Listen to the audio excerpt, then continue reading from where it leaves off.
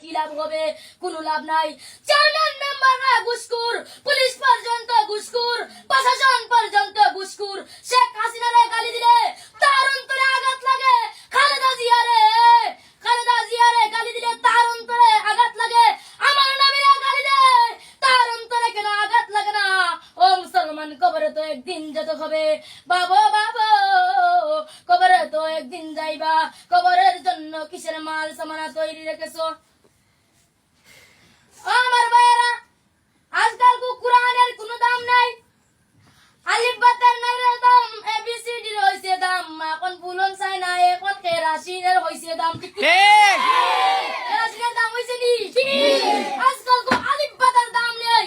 স্কুলে গিয়া বলে এবিসিডি আপনি সুবরা দিছি, আপনি সুবরা আইকা কি হবে? তুমি যদি কোরআনটা মাননা না, কোরআনের সামনে রেখে সে মদ খায়, কোরআন তার সামনে, কোরআনকে মানে না, সেটা যে আল্লাহর কালাম, সে তাও দেখে না। এর মতন পাপী জগতে হতে পারে না। ঠিক না?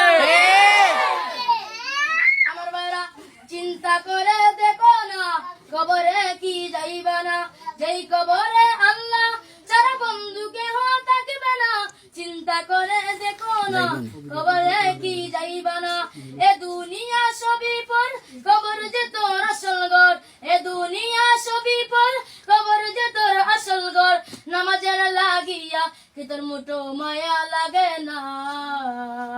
নামাজের লাগিয়া কি তোর মুঠো মায়া লাগে না?